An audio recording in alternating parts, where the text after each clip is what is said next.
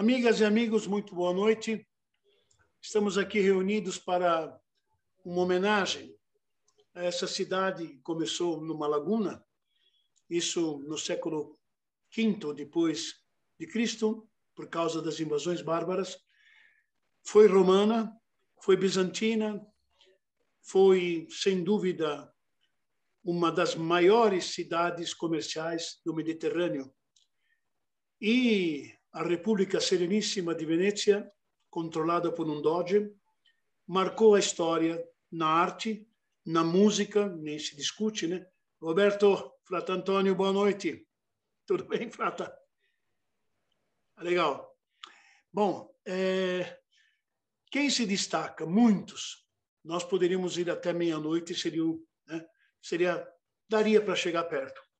Em todo caso, conversando com o diretor Alexandre, estipulamos alguns, especialmente esses 4 que vocês estão vendo, da esquerda para a direita: Jacopo Robusti, Tintoretto. O pai dele tinha uma tinturaria, por isso que ele tem esse apelido.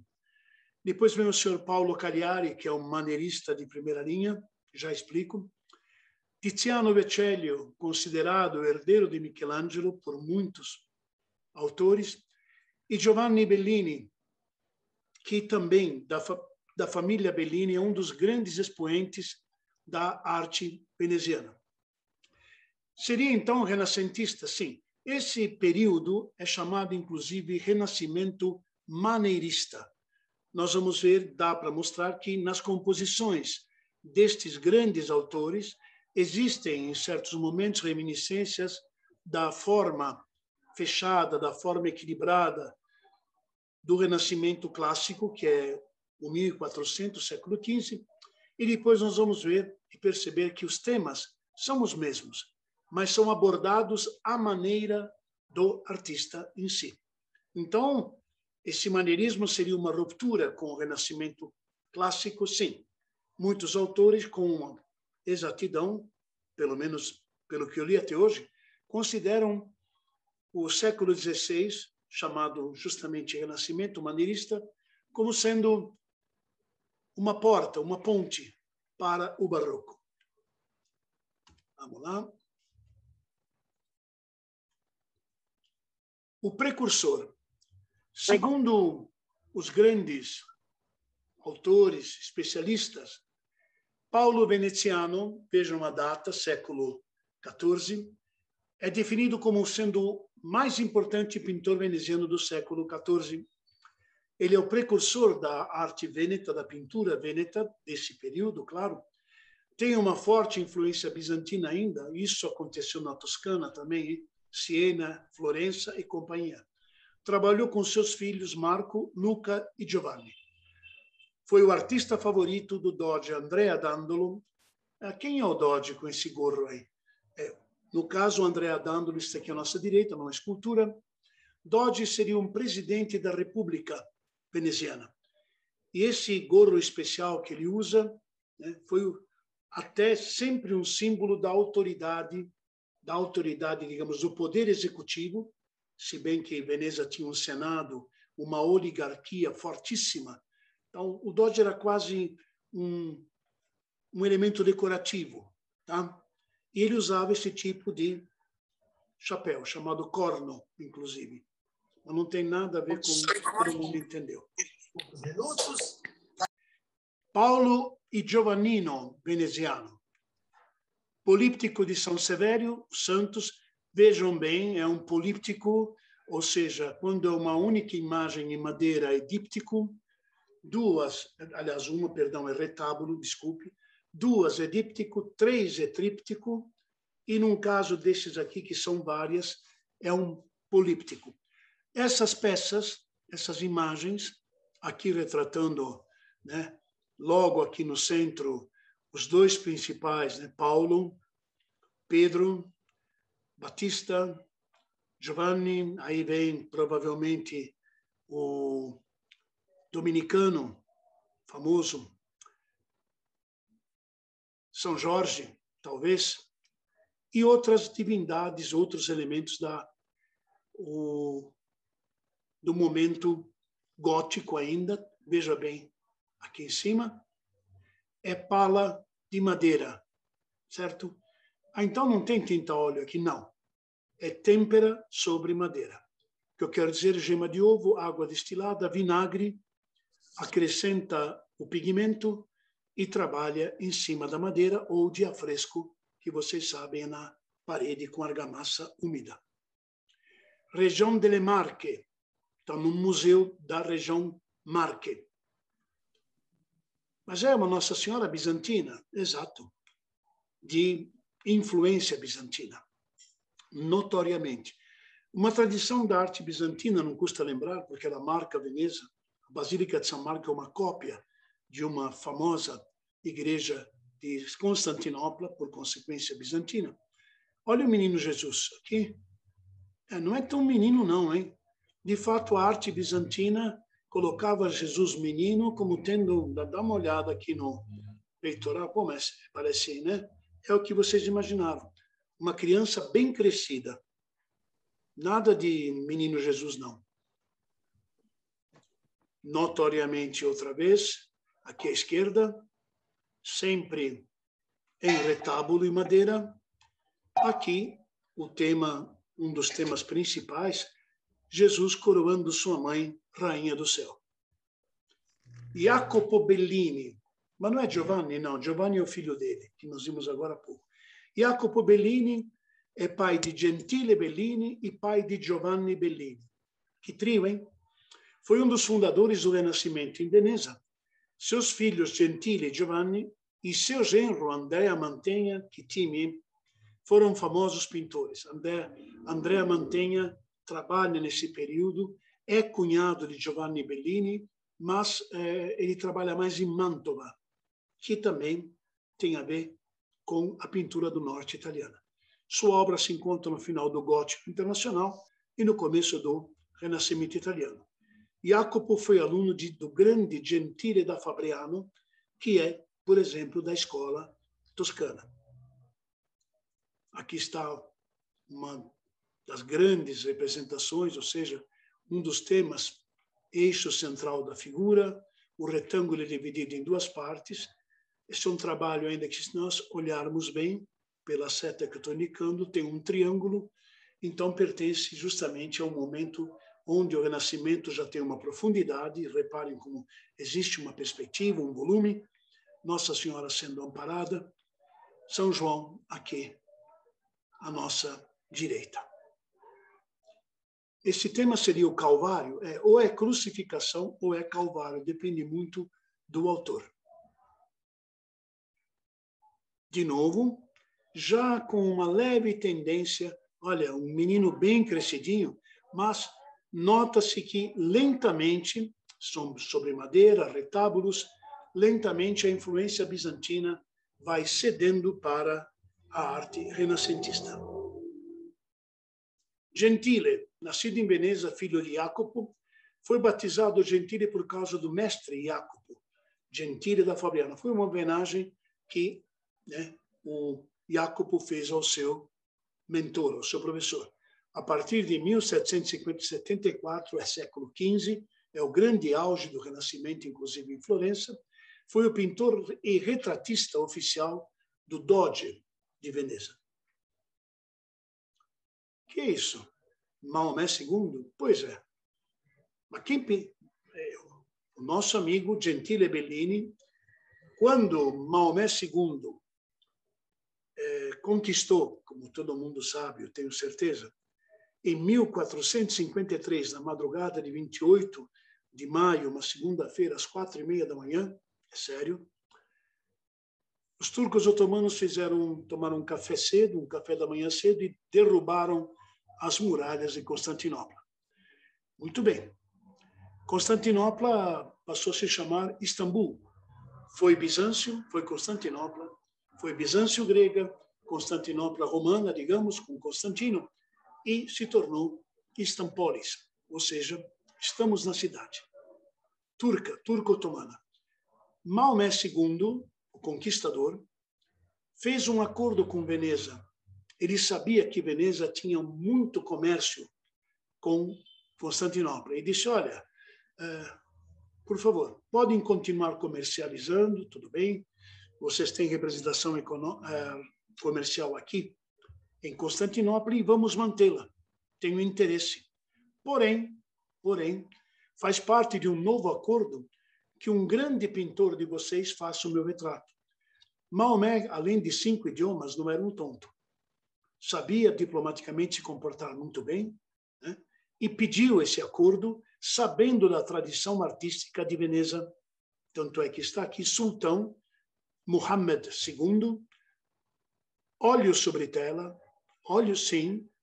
Aos poucos, já no século XV, o óleo vem chegando da Escola do Norte. Então, não é uma criação italiana, é da Escola do Norte, de Flandres. Está na National Gallery de Londres. Mohammed ficou todo contente porque viu que foi muito bem retratado pelo grande Gentile.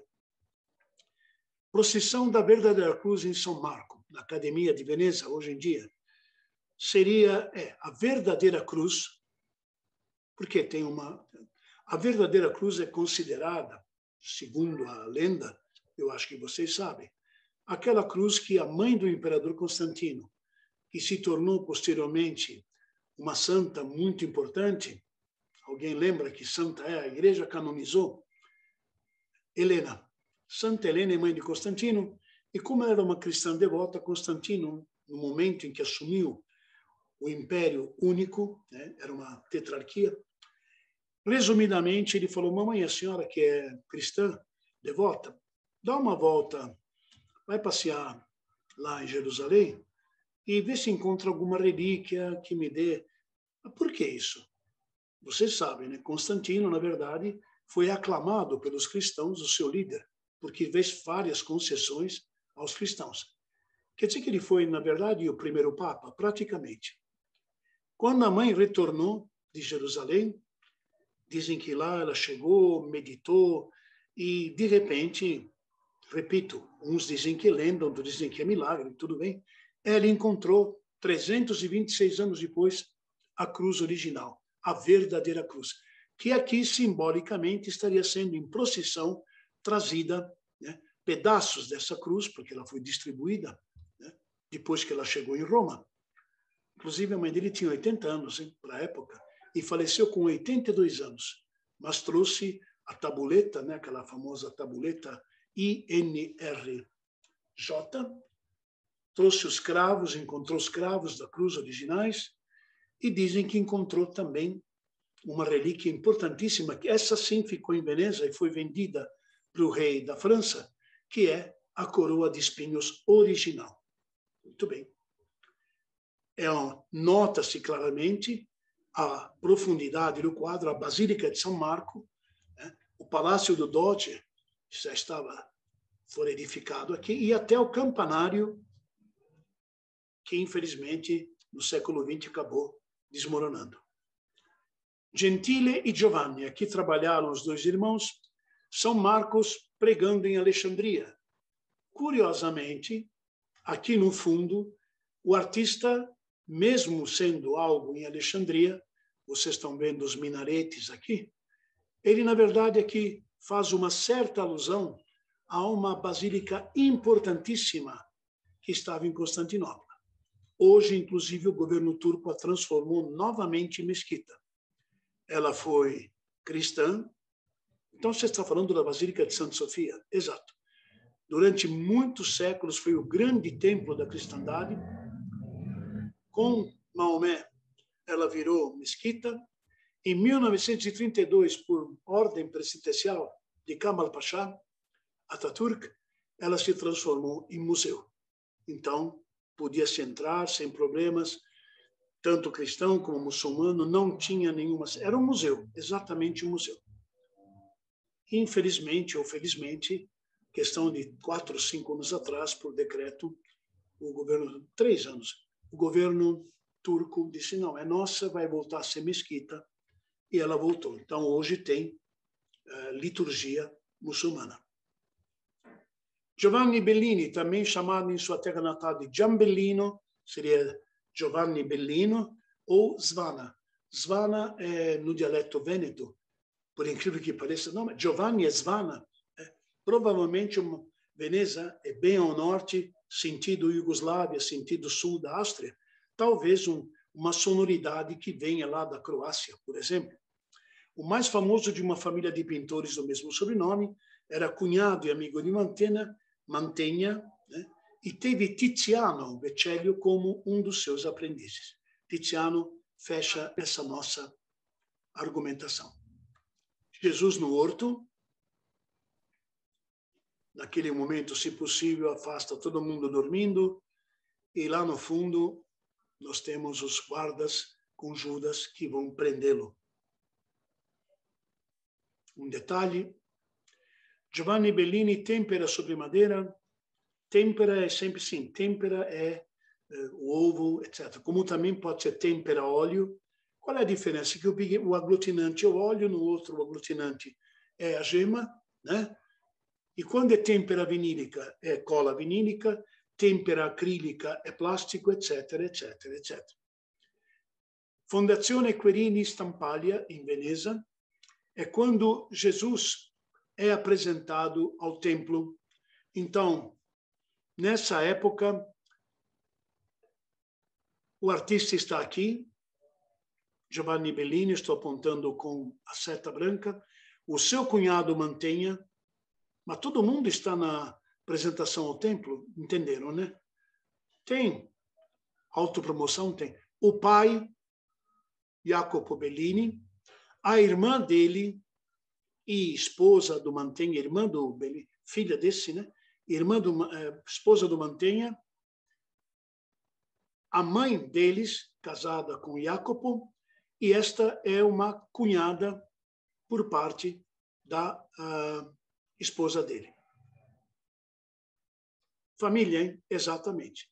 Então, esta chama Nicolésia, nome meio curioso, Nicolésia, repito, é a irmã desse que olha para nós, que fez o quadro, não à toa olha para nós, é a logomarca dele, e esse é o Andrea Mantegna, que é casado. Belíssimo trabalho.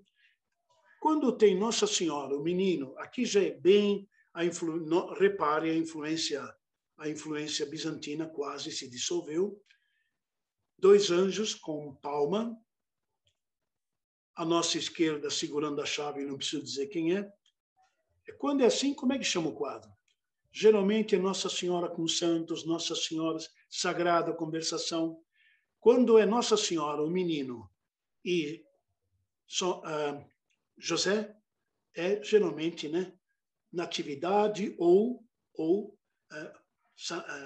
Maria, José e o menino. Entrou mais alguém, a coisa muda. Uma belíssima Pietà com um fundo maravilhoso, uma perspectiva praticamente paralela, insisto, à escola fiorentina, exatamente. No momento, Botticelli está pintando lá em Firenze, né? Botticelli, Filippo Lippi, o próprio Leonardo, por que não? E aqui a mãe amparando o corpo do filho morto. Belíssima Pietà. Mas espera aí, Jesus está em pé, está sendo amparado pela mãe e pelo discípulo João. Muito interessante mesmo pela própria composição, pela anatomia, reparem nos detalhes. É como se a mãe estivesse sussurrando algo para o filho morto. A marca do cravo, consegui um detalhe bem próximo. A expressão, esses entendiam de anatomia, né? Sabiam expressar. Madonna dei Frari é Nossa Senhora dos Frades, está em São Nicola di Bari, quer dizer, São Nicola di Bari está aqui, Pedro, Marco e o famoso São Bento da Norcia. Nossa Senhora no centro da composição. Puxa, mas é um maravilhoso retábulo. Aliás, aqui é 1, 2, 3. Praticamente nós temos um tríptico. Basílica de Santa Maria Gloriosa dei Frari, uma das maiores basílicas de Veneza. Um detalhe, sempre sobre madeira, hein? Giovanni Bellini, Barbarigo Altarpiece. Deixei em inglês, perdão. está em Murano. Aqui nós temos o Doge Barbarigo, se não me engano era Alfredo Barbarigo, Arnaldo Barbarigo, se não me engano, está sendo apresentado a Nossa Senhora. É claro que ele encomendou esse trabalho para se autopromover, porque eu acho que ele nunca esteve em companhia de Nossa Senhora. Mas na arte, sem dúvida está. Depende muito do cartão de crédito. Esta é uma alusão. Báculo é um cardeal, sim, um cardeal. Um grande bispo. Sempre, geralmente, quando tem essa figura, é uma alusão ao famoso, é um bispo famosíssimo, vocês conhecem. A obra dele é a base de toda a Alta Idade Média, a famosa Cidade de Deus. Então é Santo Agostinho, o doutor da fé, ele mesmo.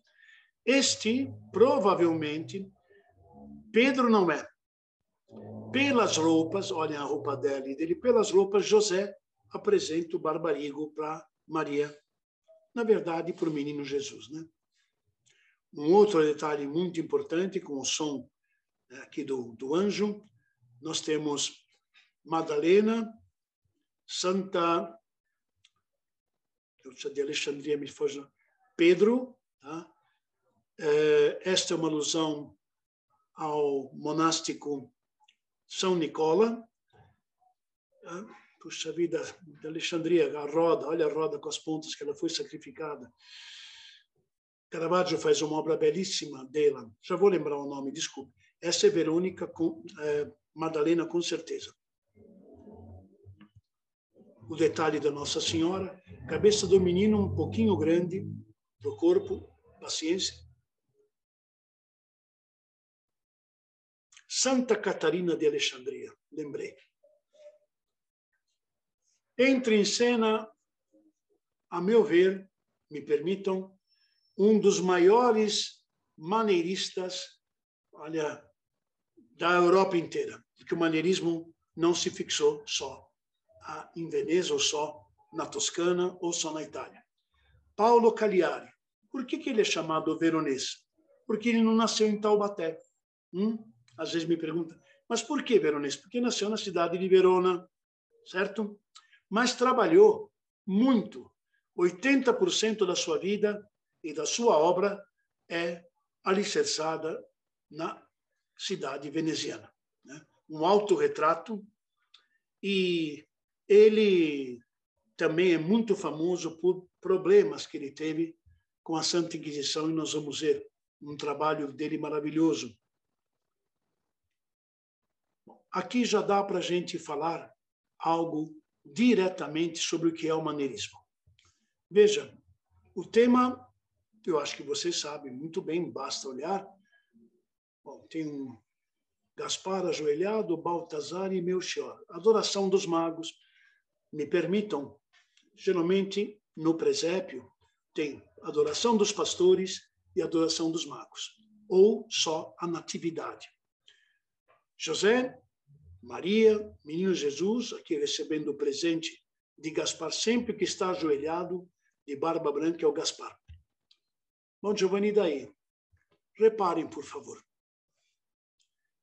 O maneirismo se caracteriza por uma composição onde as diagonais, então uma quebra com o eixo fundamental do Renascimento de 1400, ou seja, o Renascimento clássico, que sempre coloca o eixo da composição, divide em partes iguais e, notoriamente, essa inclinação não existe. Então, essa já é uma forma, já é a maneira do artista de interpretar na composição, não nas cores. Ele faz o arranjo que ele quer do mesmo tema anteriormente representado. Nota-se, né? Nota-se o quê? National Gallery, muito bem. Vocês estão vendo? Olha o grupo, segue a seta branca.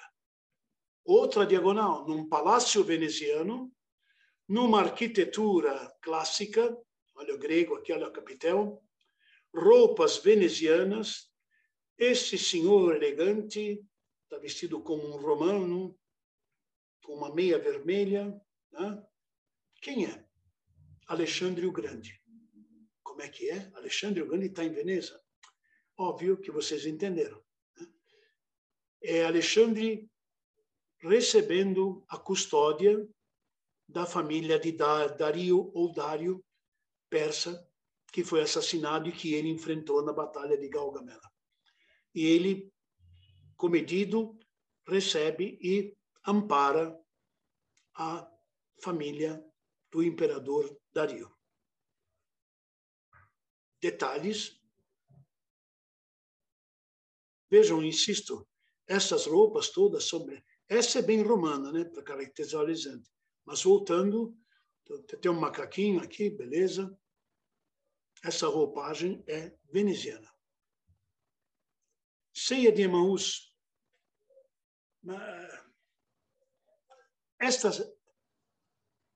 Esta abordagem, ainda seguindo aqui a linha... Opa, desculpe. Seguindo a seta, temos um triângulo invertido. Se partirmos da cabeça de Jesus, temos... Que coisa! Desculpe. Temos outro triângulo. Quer dizer que ainda é um trabalho de uma reminiscência clássica do... Não temos uma diagonal muito bem definida. É o famoso episódio que, após a ressurreição, em Emaús, numa localidade, Jesus encontrou 2 dos seus seguidores. Mas tem muita gente aqui. Tem. Se olharmos à direita, tem a família que pagou o quadro, que encomendou, com crianças e um detalhe do maneirismo veneziano. Vocês vão verificar isso em diversas oportunidades hoje. Cães, cachorros. Isso, sem querer, não foi uma vez nem duas, tenho parentes até hoje na Itália. Veneza não me recebeu uma vez. Aliás, a última vez eu saí 2 dias depois, decretaram sorte que eu consegui voltar para o Brasil. Estou falando do início de 2020, quando estourou a pandemia, quando foi um desastre. Veneza estava lotada de orientais. E imagine o que aconteceu, né? Muito bem.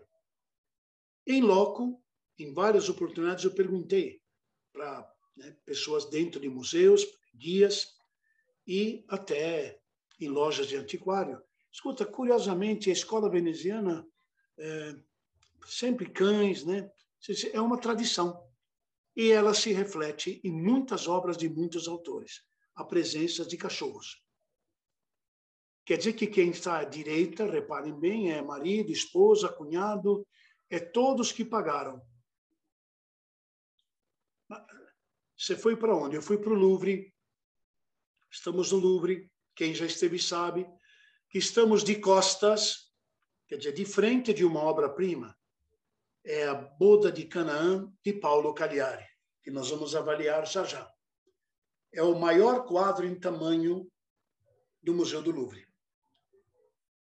Na verdade, esse trabalho que Napoleão tirou de Veneza e levou para o Louvre era para ter sido devolvido, restituído após o Congresso de Viena, quando depois Napoleão foi exilado em Santa Helena, né?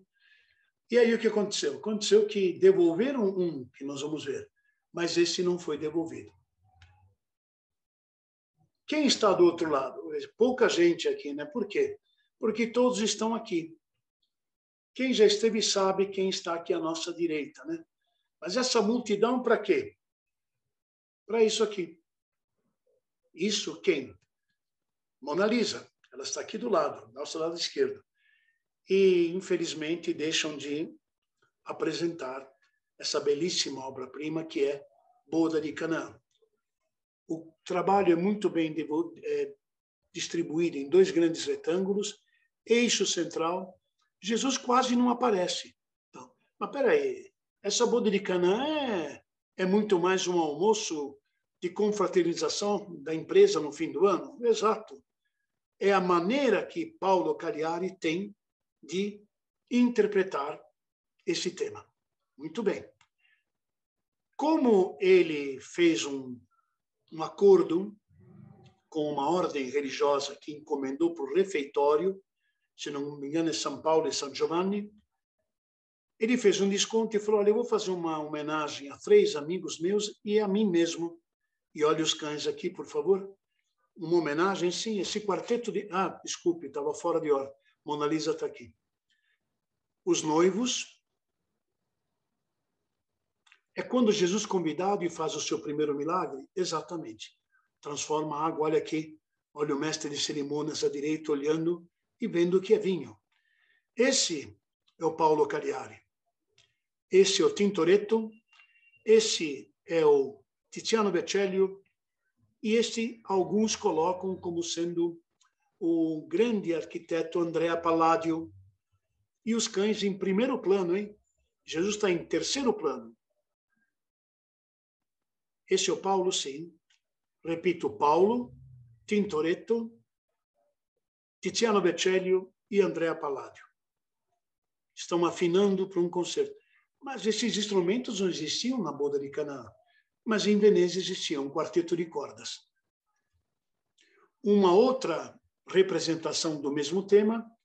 Reparem como Jesus está fora do eixo da composição. Isso é maneirismo também. Ampliando um detalhe. É um banquete, um almoço veneziano. Exato. E esse é o trabalho que deu dor de cabeça séria para o Paulo Cagliari. Porque ceia na casa de Levi. Quem encomendou essa obra, que está hoje na Galeria da Academia de Veneza e estava no Louvre, essa foi devolvida. A outra que nós vimos, não. Vejam a seta, esse senhor que está aqui, que pagou o trabalho e está, né, homenageado aqui na tela, no trabalho. Paulo Cagliari é esse. O que é interessante, cães, olha lá, é que o senhor, uma encomenda simples, singela, um trabalho magnífico, um problema com as autoridades eclesiásticas, uma solução inusitada, mas genial.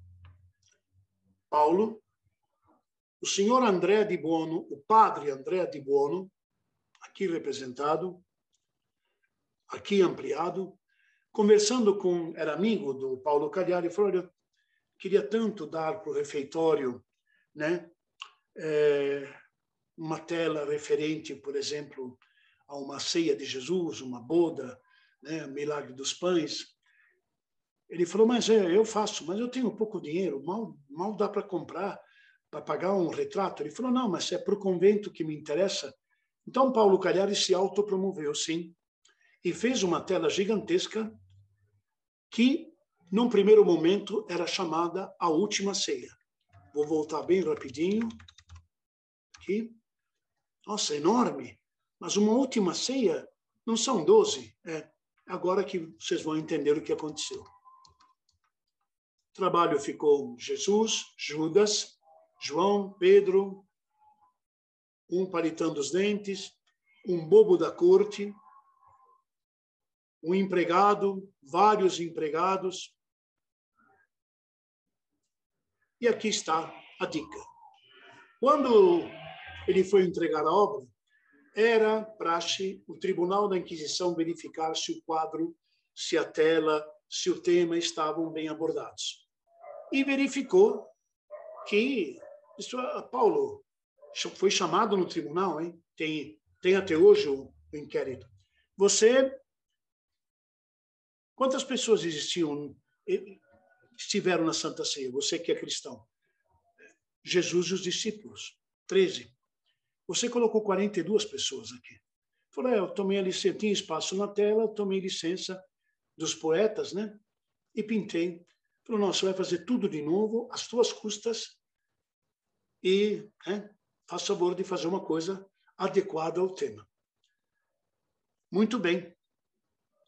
Ele não fez nada. Ele chamou, depois de 3 meses, os membros do tribunal, que foram para o ateliê e disseram, você está de brincadeira, né? Não, reparem. Falou, de jeito nenhum. É que eu me confundi.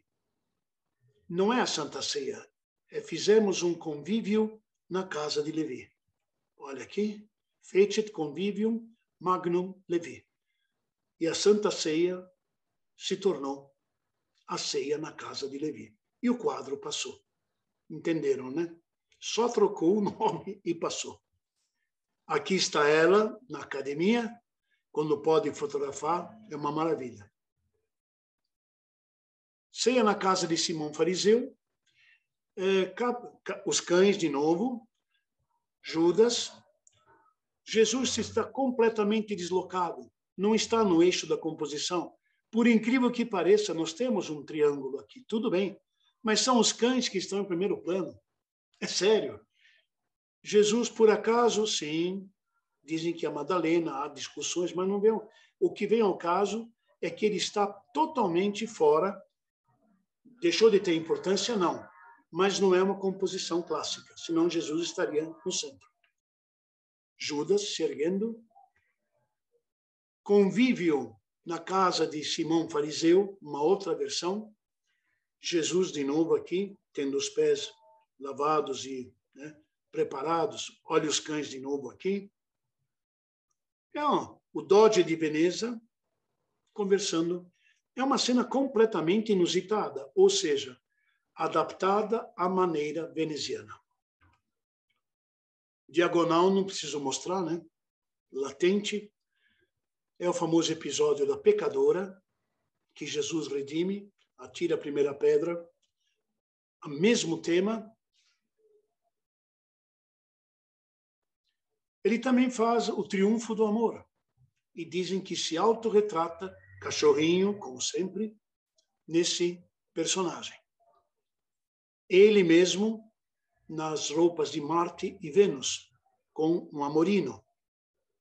Quer dizer que tem temas pagãos também? Sim, claro. Olha onde está Jesus, na Pinacoteca de Brera, esse trabalho. Cães. Seria uma santa ceia? Sim, uma última ceia. Aqui ninguém achou ruim. Detalhe, Jesus está bem no canto, né? Então vocês já entenderam que, e levemente temos uma diagonal nesse sentido. São mais de 30 milhões de descendentes de italianos no Brasil. E a luta para conseguir a cidadania é grande, via judicial ou via consulado, que demora até 10 anos. Para ajudar nesse processo que pode ser desgastante, o Eduardo, que já morou 6 anos no país europeu, decidiu criar a Trastevere Cidadania Italiana. Tudo se iniciou em 2004, né, quando surgiu uma oportunidade de um convite de um primo de ir para a Itália. Fui para a Itália sem pretensão nenhuma, não falava o idioma italiano, e ali eu comecei a ver oportunidades de fazer a minha cidadania italiana, porque eu sou um bisneto de italiano. Fiz o meu processo e alguns amigos foram me visitar. E eu comecei a ajudá-los a fazer um processo, porque é um pouco burocrático. E eu iniciei o escritório. Então hoje eu tenho coisa de 15, 16 anos de Trastevere. No escritório, o trabalho é constante para ajudar quem tem parentes na Itália. Até videochamadas para tirar passaportes são feitas aqui. A análise de documentos é um processo cuidadoso para que o processo não seja rejeitado. Chegam realmente muitas pessoas para falar com a gente, olha, eu tenho meu sobrenome italiano, quero tirar minha cidadania. Não é bem assim. A cidadania italiana, ela é comprovada através de certidões. Então, às vezes a pessoa ela carrega o sobrenome italiano, como também ela não carrega. Você pode ser um neto, um filho, um bisneto, não tem limite de geração. Mas para isso você tem que localizar, você tem que ter em mãos toda a documentação. Então, desde um ato de nascita do Dante Causa, que a gente fala que é o italiano, o casamento dele, o óbito dele, até chegar o requerente a você. A experiência que o Eduardo tem é um dos principais diferenciais da Trastevere Cidadania Italiana. É o que se destaca, inclusive, em relação a outros escritórios que fazem serviços do tipo. Agora, uma coisa é certa, aqui a qualidade do que é oferecido é total, assim como a segurança. Para fazer um processo, nós solicitamos a certidão de nascimento do italiano na Itália, as certidões no Brasil, que é uma certidão de nascimento, casamento, óbito, tudo inteiro teor. Nós fazemos as traduções juramentadas e os apostilamentos, que é uma convenção de Haia. Um documento brasileiro para ter legalidade em outro país é a convenção de Haia.